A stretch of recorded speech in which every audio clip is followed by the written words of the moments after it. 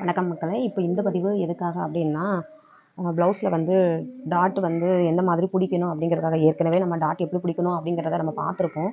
இந்த கிளாத்தில் எப்படி பிடிக்கணும் அப்படிங்கிறது தான் இப்போ நம்ம பார்க்க போகிறோம். இந்த கிளாத் பார்த்தீங்கன்னா ஒரு மாதிரி சாஃப்டாக இருக்கும், பூனம் கிளாத்து கூட சேர்ந்தது.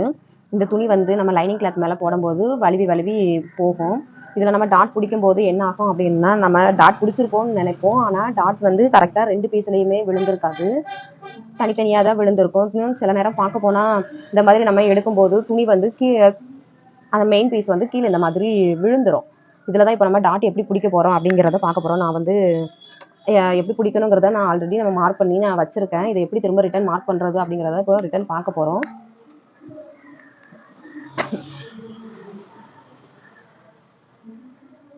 இதில் எந்த ஒரு வித்தியாசமும் கிடையாது. நம்ம வழக்கம் போல் டாட் பிடிக்கக்கூடிய பாயிண்ட்டை நம்ம கரெக்டாக மார்க் பண்ணி வச்சுக்கணும். சென்டர்லேருந்து நான் 1.25 இன்ச்சு பாயிண்ட் வைக்கிறேன். உயரம் வந்து 3 இன்ச்சு பாயிண்ட் வைக்கிறேன். எப்பவும் போல் 3 டாட்டுக்கு இடைவெளி 1.25 இன்ச்சு.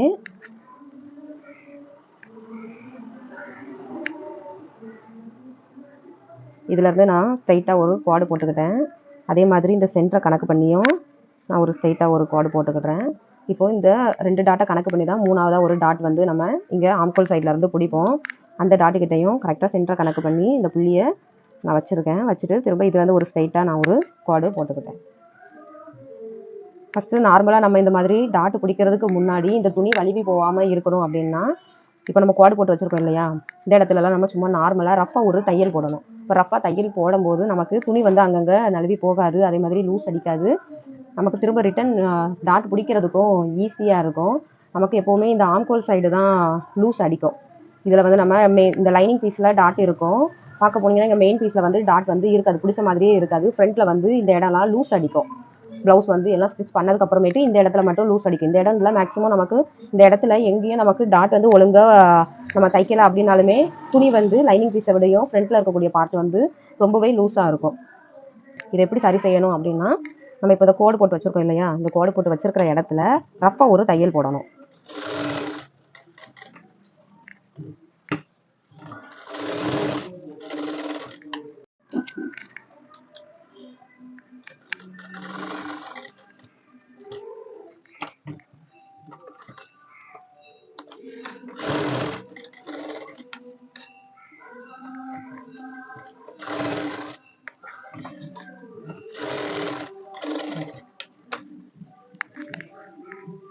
இப்போ பார்த்தீங்கன்னா தெரியும், நார்மலாக நான் டாட் பிடிக்கக்கூடிய பகுதியை கணக்கு பண்ணி நான் ரஃபாக ஒரு தையல் போட்டு வச்சுருக்கேன். இப்போ துணி வந்து நமக்கு அங்கே எங்கேயும் நகண்டும் போகாது, அதே மாதிரி லூஸும் அடிக்காது. இந்த மாதிரி பிடிக்கும்போது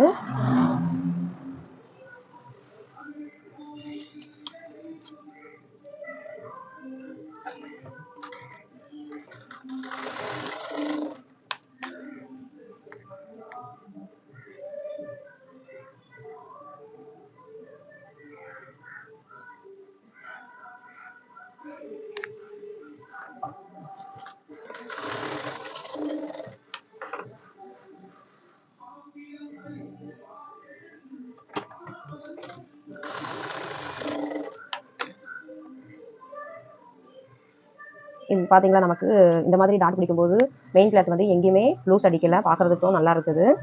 அதே மாதிரி நமக்கு டாட் போடுறதுக்கும் ரொம்பவே ஈஸியாக இருக்கும். திரும்ப இதில் வந்து டாட்டில் பொதுவாகவே 2 தையல் போடுறது ரொம்பவே நல்லது. இது நான் உங்களுக்கு தெரியப்படுத்துறதுக்காக தான் நான் ஒரு டாட்டோட நிப்பாட்டியிருக்கேன். இன்னொரு டாட் வந்து நான் திரும்ப ரிட்டன் நான் போடணும். அதுக்கப்புறமேட்டு இதில் வந்து நீங்கள் தையல் போடும்போதே, அதாவது 2வது தையல் போடும்போதே இந்த பகுதியை இந்த மாதிரி நீங்கள் மடித்து தையல் போட்டுருங்க. திரும்ப ரிட்டன் நம்ம பட்டி ஏற்றும் போது அந்த நேரம் இருந்துட்டு மடிக்கணுங்கிற அவசியம் இருக்காது. இந்த தையல் போடும்போது இந்த இடத்த இந்த மாதிரி மடித்து இப்படி ஒரு தையல் போட்டுருங்க.